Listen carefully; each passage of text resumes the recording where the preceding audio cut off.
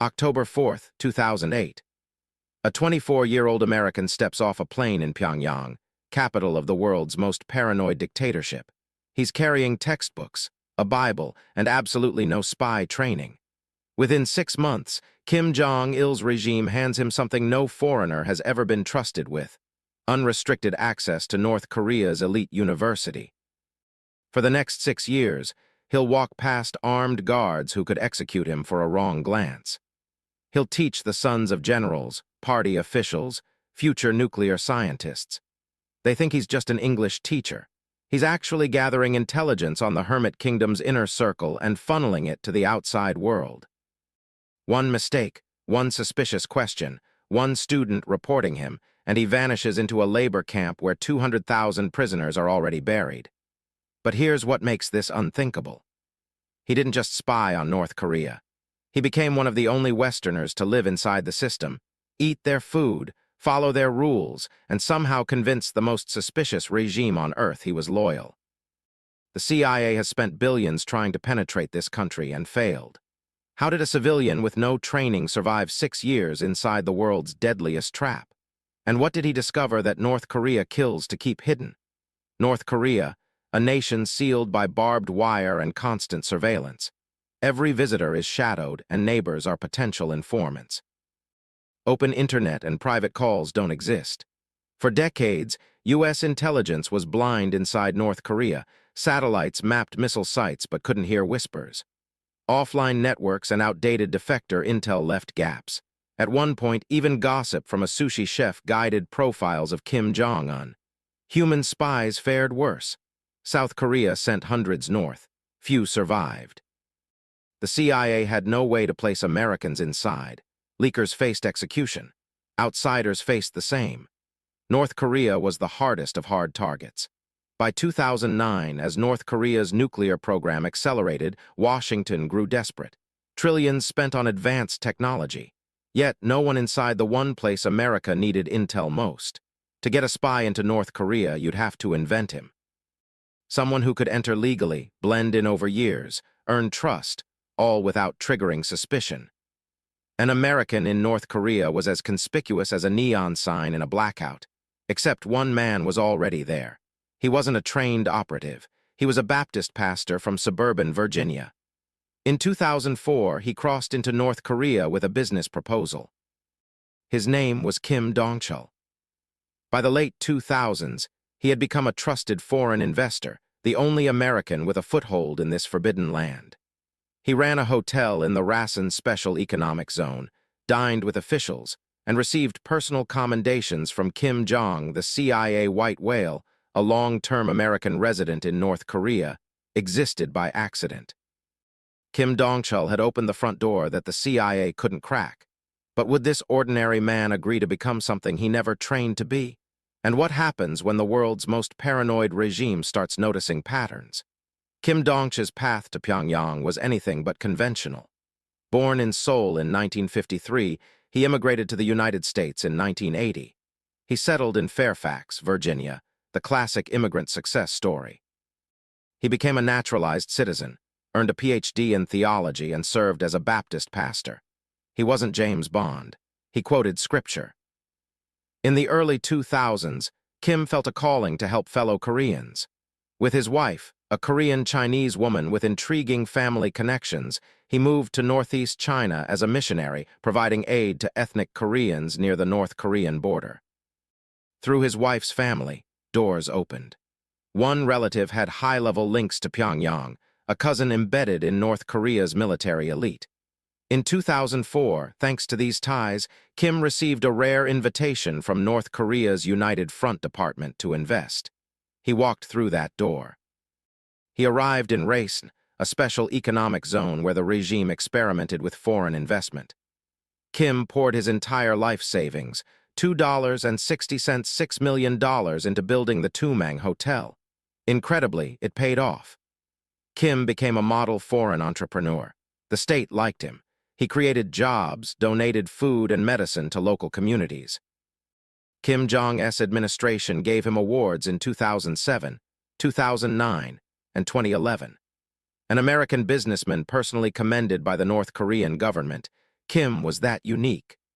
By 2009, Kim was 5 years into his North Korea life with no idea Washington was watching. But of course they were. The CIA learned of Kim's presence and saw an opportunity that comes once in a lifetime. Here was a U.S. passport holder with an insider position behind enemy lines. Kim wasn't a spy yet. Sometime in 2009, he was approached by intelligence agents. First South Korean operatives, then Americans. The pitch was simple and heavy. "Will you work with us?" They asked Kim to become an antenna inside North Korea, a human listening post transmitting what satellites and defectors never could. Kim was stunned. If he said yes, every day would be a high-wire act without a net. If caught, he would face torture, a show trial, a labor camp, or a bullet. No rescues, no prisoner swaps to count on. The CIA made no sweet promises. Two things swayed him. First, his compassion for the North Korean people living among them made him determined to help. He saw suffering up close. Second, the CIA knew what strings to pull. One operative told Kim, "As a U.S. citizen, the U.S. is also your homeland. You could do something for your homeland." Kim Dong-chul was the only American in position to spy inside North Korea. If he walked away, that door might slam shut forever. Kim made his choice. If you've been finding value in this story, hitting subscribe helps the channel keep bringing you stories like this one. It's free, takes 1 second, and means more than you know. He said yes. The CIA and South Korean NIS gave him a crash course in clandestine work. There was no time to pull him out for formal training, so they trained him on the fly in secret meetings during his trips out of North Korea. They equipped him with special tools, a wristwatch containing a tiny hidden camera for snapping photos of documents, a miniature earpiece and receiver, dead drop protocols for leaving USB drives in pre-arranged hiding spots, simple codes for communication. Kim learned how to use each device and destroy it after use. If any gadget was found on him in North Korea, it would be a death sentence. One day in 2009, Kim Dong-chul crossed back into North Korea, carrying his luggage, his business plans, and a secret that could cost him everything. He was now an American spy in Pyongyang's House of Mirrors. From this moment on, every greeting he exchanged, every smile he offered, every deal he closed might be a lie. Kim was utterly alone. No backup, no extraction plan. The only American in North Korea, now the only spy. What would his first mission reveal, and how long before the regime started noticing things that didn't add up? Year 1. Kim returns to his routine in racing, but nothing is routine anymore. In the market by the docks, he chats casually with a North Korean army officer while the tiny camera on his wrist clicks away, capturing uniform badges and documents peeking from the officer's briefcase. At dinner with local officials, Kim laughs at their jokes, pours soju, and listens for useful tidbits. He's learning to pretend every second. The first intelligence makes it out. Encrypted files slipped through a dead drop during a trip to China. When his handlers receive it, their response, "This is gold." Kim has photographed things satellites never could pick up, whispers no phone tap would catch. Washington is stunned by the quality of intel flowing from this lone businessman in racing. Antenna is live. Kim realizes he needs more than his own eyes and ears to get the valuable material. He needs insiders within the insiders. North Koreans he can trust and pay to feed him secrets. He begins carefully expanding his web. North Korea, he's learned, has a fatal weakness spelled with a $sign. Decades of economic collapse have left even loyal party members scrambling to feed their families. Foreign currency means survival. Kim starts identifying officials who are underpaid, dissatisfied, or simply greedy. A border guard who can slip him a shipping manifest, a clerk in a ministry who can copy a file. He approaches them quietly, one by one, with offers they can't get anywhere else. A few hundred for innocent information at first, business research, he might call it. Kim made these exchanges look like commerce. He pays for a government schedule of cargo ship arrivals under the pretense of planning hotel logistics. He hires a North Korean driver and pays extra when the driver mentions troop movements he saw on the highway. To the North Koreans, Kim is a rich foreigner sharing wealth. They tell themselves it's harmless. To Kim's handlers, every one of these people is now an unwitting informant. By the end of his first year as a spy, Kim reels in his first major catch, an actual North Korean military officer willing to sell secrets. This officer, we'll call him Agent Zero, passes Kim documents about a naval installation. Kim pays him with an envelope of US dollars. When those documents reach the CIA, analysts are astonished. Human intelligence inside the North Korean military, it's unprecedented in recent memory. Kim's confidence grows. Each success emboldens him and tightens the noose. With Agent Zero on board, one person now knows Kim's secret role, one person who, if compromised or interrogated, could name him. Year 2, Kim pushes further. He recruits a second asset, a trading company official who travels between Pyongyang and Rason and can carry materials under the guise of business trips. Then a third asset, a border customs officer who feeds him information on equipment arriving from China. More names, more faces. Kim has built a spy network inside the most closed country on Earth. He's not a lone antenna anymore. He's becoming a spy master. Around 2011, Kim was tasked with something extraordinary. His handlers want physical proof of North Korea's nuclear program, something tangible. Through whispers, Kim learns of a scientist in the country's nuclear research sector who is desperate for money. A plan takes shape. The scientist provides a small object in exchange for a substantial sum. The object, a 99.999% pure zinc ingot stamped with USSR markings. High-purity zinc is used in nuclear warhead production and missile systems. This ingot came from old Soviet stock and is crucial for North Korea's weapons development. Kim has acquired from inside North Korea a physical piece of its nuclear puzzle. CIA satellites cannot retrieve samples. Kim walked one out. The ingot is spirited out, hidden in luggage on a China trip, and delivered to U.S. intelligence. Langley is ecstatic. This Korean-American businessman with no formal spy training is pulling off feats the CIA only dreamed of. As Kim's network grows, so does the psychological weight on his shoulders. By year 2's end, a half-dozen North Koreans are secretly working with or for him. Everyone is a potential vulnerability. Every added person is another risk. Each morning, Kim wakes in his modest quarters at the Tumong Hotel and feels his heart thump with a single thought. Is today the day they find out? Every night, he lies down wondering if he'll be dragged from bed before morning. He can never confide in anyone. Not business partners, not acquaintances, not even his own wife back in China who believes he's just running the hotel and doing missionary aid work. Kim lives a life where one half of him must constantly lie to the other, and so the days pile up. 2010, 2011, 2012. Kim Dong-chul is still there, still spying, defying the odds. With each passing month, the impossible duration of his mission grows and the risk of discovery compounds. How long can you count cards at the casino before security catches on? Kim doesn't know, and he can't afford to dwell on it. He carries on day by day, deceiving an entire regime from under its nose. But every spy network has a breaking point. What happens when the regime starts connecting dots Kim didn't even know he was leaving? Year 3, 4, 5, Kim Dong-chul presses on and the CIA appetite only grows. Washington wants to know everything. What weapons tests are happening at North Korean bases? Who's being promoted in the army? Can Kim identify key scientists in the nuclear program? On the ground in Rason, Kim works frantically to satisfy these demands. He bribes a port official for shipping logs and discovers mysterious cargo arriving from China, possibly missile parts. He cultivates a friendship with a military policeman who reveals details about a new unit deployed near the Russian border. Each tidbit, each photograph, each report is a victory for Western intelligence. But the very success of Kim's espionage is creating a web of vulnerabilities. By year 5, Kim has contacts across North Korea, military officers in Pyongyang, traders in Cheongjin, smugglers in his port, workers in Rang. He's everywhere and nowhere. The invisible spider in a secret web, but each person in that web knows something about him. A face, a name, a meeting place, and North Korean counterintelligence is not asleep.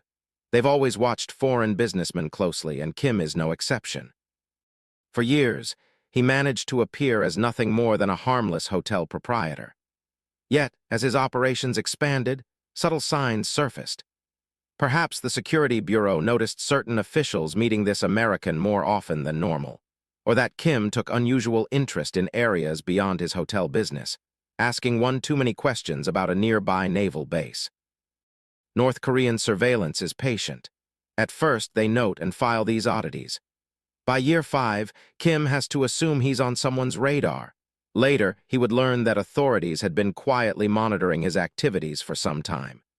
Perhaps a background check revealed he was South Korean-born or had Western connections.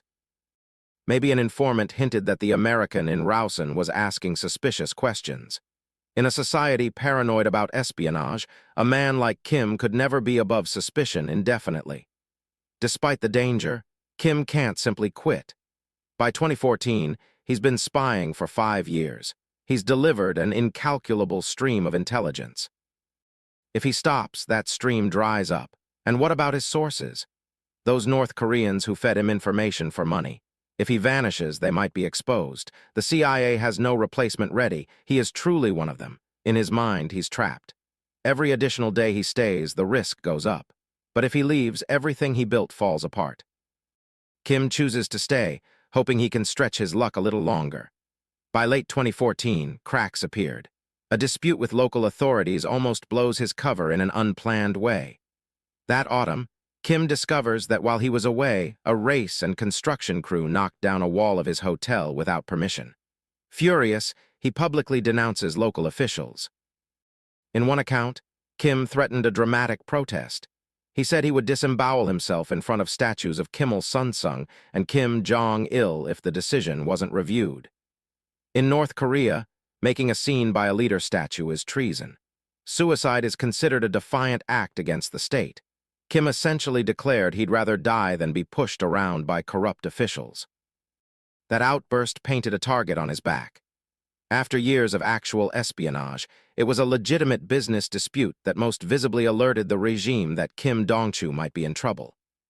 October 2015, North Korea plans a grand celebration for the 70th anniversary of the ruling Workers' Party. Foreign guests are invited, and Kim, as a long-term investor, is among them. Despite the rising heat, Kim returns once more from China. Perhaps he hopes showing up will allay suspicion, but this time the reception feels different. Eyes are always on him, more than usual. On October 1st, he crossed the border for what will be the last time. After a routine meeting with a party official, Kim steps out of a government building. His car waits. He's about to climb in when an unexpected face approaches. One of his own secret agents, a North Korean contact in his network. This man should not be here in broad daylight in public. Kim's stomach lurches. The agent walks straight up and presses something into Kim's hand, a USB drive and a bundle of papers. Intelligence materials he was supposed to deliver covertly, but he's delivering them now in front of everyone. Kim's eyes darted around. Why is his agent acting so recklessly? The man gives a brief odd smile, then slips away. Kim stands exposed, holding sensitive materials in the open. This feels like a setup. His heart pounds. Did his agent just burn him, or was the agent compromised, forced to play a role? As Kim hurriedly gets into his car, another familiar figure slides in beside him. John Yong-dok, head of the local state security department's counter-espionage office. John has always been cordial to Kim, part of the facade of hospitality toward investors. But today, his presence radiates menace. He politely requests that Kim drive to the Namsan Hotel for a chat. Within minutes of arriving, security officers move in. They confiscate Kim's bag, his phone, and the USB stick. They cover his eyes with a blindfold, bundle him into a vehicle, and speed away. Kim Dong-chul, surnamed Antenna, is now a prisoner of the regime he betrayed. As the van carries Kim toward an interrogation cell, one thought might offer cold comfort. The final intel he delivered, close-up photos of a mysterious vessel in Rajan port, made it out. He sent them just days before the mission was accomplished, but it also raised red flags. Perhaps the regime discovered unusual activity around that ship, caught the agent in the act, and flipped him. They baited the hook with a final USB handoff, and Kim took it. After 6 years of running the gauntlet, his luck has run out. What happens to a man when he's dragged into North Korea's interrogation chambers? And was everything he sacrificed, the years, the lies, the people he put at risk, worth anything at all? Kim Dong-chul vanishes into the black hole of North Korea's secret police. For months, no one knows where he is or if he's alive. Inside interrogation chambers, he lives a nightmare. Interrogators want everything. The full extent of his spying, the names of every contact, the methods. Kim holds out as long as he can, but the methods to break him are beyond brutal. He is beaten daily. Interrogations push him past his limits. Soldiers shatter his fingers under their boots. Sleep deprivation, starvation, electric shocks. Kim later said he was tortured in unusual ways. At one point, consumed by despair, Kim tries to end his own life. He poisons himself by inhaling charcoal briquette gas. He loses consciousness, but guards find him alive and douse him in freezing water. When Kim comes to trembling on the concrete floor, a guard sneers. "Number 429, you're destined to live a long life. You won't die until we say so." Ultimately, Kim breaks. In March 2016, he's pushed in front of cameras in Pyongyang to read a prepared apology. He admits under duress to stealing military secrets. During interrogations, he tried to protect his highest-level contacts. He gave up only lower-level names. 6 North Koreans identified as accomplices. Those individuals were executed for aiding him. To save himself, he condemned others. In April 2016, Kim is sentenced to 10 years of hard labor. He is shipped to a camp as prisoner 429. Days blur into toil. He digs, carries loads despite injuries. Exposure to toxic chemicals nearly kills him. His weight plummets. Permanent damage from torture leaves him unable to stand straight. Unbeknownst to him, events unfold beyond those walls. In 2017, a new U.S. president engages in brinksmanship with Kim Jong-un. By early 2018, a thaw begins. U.S. diplomats press North Korea on American prisoners. On May 9, 2018, after 31 months in captivity, Kim Dong-chul is handed to U.S. envoys on a Pyongyang tarmac. Within hours, he's at Joint Base Andrews, shaking hands with President Trump. Emaciated, scarred, but free. The story could end here, but to stop now would ignore what came before. For 6 years, Kim achieved something deemed impossible. He infiltrated North Korea so deeply that he became a trusted participant. He built a human intelligence network where trust is rarer than gold. He gathered military secrets, nuclear details, photographs no satellite could collect. He personally handed files to the CIA. The information informed U.S. understanding of North Korea during critical years. Kim succeeded at his mission every day he wasn't caught. He lasted 2190 sunrises, longer than the entire Korean War. His capture doesn't erase those 6 years.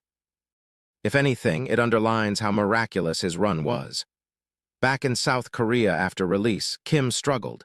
Even a year later, he couldn't walk properly. He admitted feeling regret. If he had quit earlier, maybe he wouldn't have lost so much. He misses the life he had before it went wrong. And despite everything, part of him loved the country and its people. He wrote a book titled Border Rider, describing himself as forever caught between worlds. Yet his answers about whether it was worth it are nuanced. He speaks of how his ordeal deepened his appreciation for freedom. "Whenever I am exhausted, I feel empowered when I think of my life in North Korea." He wrote, "I wake up feeling how valuable freedom is." He speaks of living on borrowed time. "I'm contemplating how to valuably use the life I'm living on borrowed time." Kim's saga offers strange hope. He proved that even the most closed society has cracks. An ordinary person exploited those cracks brilliantly for years. In May 2018, as Kim stepped off that plane, he said he was surprised anyone remembered him. In prison, he had felt completely forgotten, but he wasn't forgotten. His work wasn't in vain. Kim Dong-chul's story doesn't have a tidy moral. It's not a simple victory or defeat. It's both. He lost nearly everything. Years, health, his home in North Korea, yet achieved something no one else has. In intelligence terms, he was one of a kind. In human terms, he was a 62-year-old grandfather who endured the unendurable out of duty and faith. The final image, Kim Dong-chul, once prisoner 429, standing in Seoul a year after release. The life of the border rider is always lonely. He writes, "There's no monument for what he did, but we know this. For 6 years, he was the only one. The CIA couldn't do it." The military couldn't, but Kim Dong-chul did. That fact can never be unwritten. Success isn't always about getting away. Sometimes it's about how long you defy the odds before fate catches up. And if you want to see what happens when someone tries to escape North Korea rather than spy inside at the other side of this impossible border, watch this video.